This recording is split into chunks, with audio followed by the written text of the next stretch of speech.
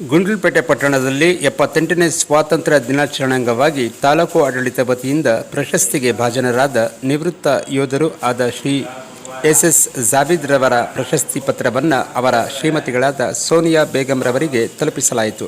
ಈ ಸಂದರ್ಭದಲ್ಲಿ ಯೋಧರ ಸಾಧನೆಯನ್ನು ಸಾಹಿತಿಗಳಾದ ಕಾಳಿಂಗ್ ಸ್ವಾಮಿ ಸಿದ್ಧಾರ್ಥರವರು ಮೆಲುಕು ಹಾಕಿದರು.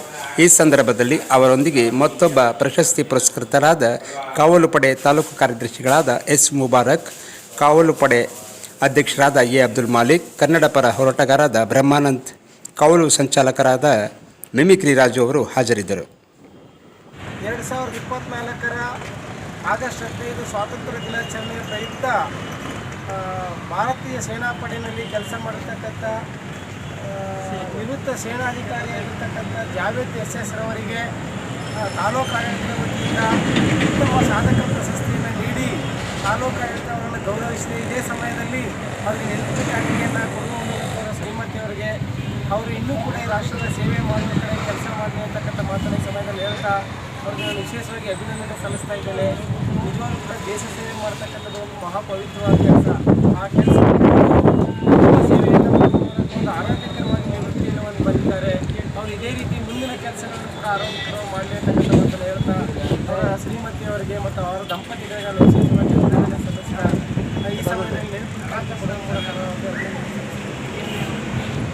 ಕನ್ನಡ ಚಳವಳಿಗಳಲ್ಲಿ ತಮ್ಮನ್ನು ತೊಡಗಿಸಿಕೊಂಡು ಹೋರಾಟ ಮಾಡ್ತಾ ಇರ್ತಕ್ಕಂಥ ನಿವೃತ್ತ ಶಿಕ್ಷಕರಾಗಿರ್ತಕ್ಕಂಥ ಬ್ರಹ್ಮಾನಂದ ಸರ್ ಇದ್ದಾರೆ.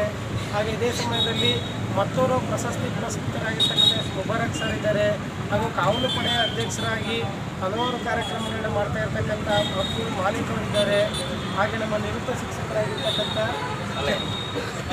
ಅಲಯ ಸರ್ ಇದ್ದಾರೆ. ಅವರು ಕೂಡ ವಿಶೇಷವಾಗಿ ಅಭಿನಂದನೆ ಸಲ್ಲಿಸ್ತಾ ಈ ಒಂದು ನೆನಪಿನ ಕಾಣಿಕೆಯನ್ನು ಸ್ವೀಕರಿಸುತ್ತಾ ಶ್ರೀಮತಿ ಸೋನಿಯಾ ಬೇಗಂ ಎಸ್ ಜಾವೀದ್ ರವರಿಗೆ ನಾನು ವಿಶೇಷವಾಗಿ ಅಭಿನಂದನೆಗಳನ್ನು ಸಲ್ಲಿಸ್ತೇನೆ.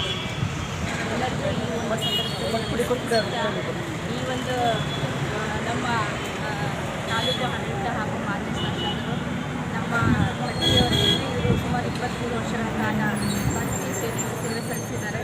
ನಾನು ಅವರ ಧರ್ಮಪತ್ನಿ ಇದೇ ಗುಂಡ್ಲುಪೇಟೆ ತಾಲೂಕಿನ ಶಿಶುಬುದ್ಧಿ ಸುಮಾರು 15 ವರ್ಷ ಕಾಲ ಕೆಲಸ ಮಾಡ್ತಾ ಇದ್ದೀನಿ. ಹಾಗಾಗಿ ಈ ಒಂದು ಸಂದರ್ಭದಲ್ಲಿ ನಮ್ಮ ಯಜಮಾನರನ್ನು ಗುರುತಿಸಿ ಅವರಿಗೆ ಒಂದು ಸಾಧನಾ ಪ್ರಶಸ್ತಿಯನ್ನು ನೀಡಿದೆ. ಎಲ್ಲರಿಗೂ ಉಳಿಸುತ್ತಾ ನನಗೆ ಇಲ್ಲಿ ಕರೆಸಿ ಮಾತಾಡಲಿಕ್ಕೆ ಅವಕಾಶ ಮಾಡಿಕೊಟ್ಟಿದ್ದಾರೆ ಎಲ್ಲ ಗಣ್ಯರು ಸಹ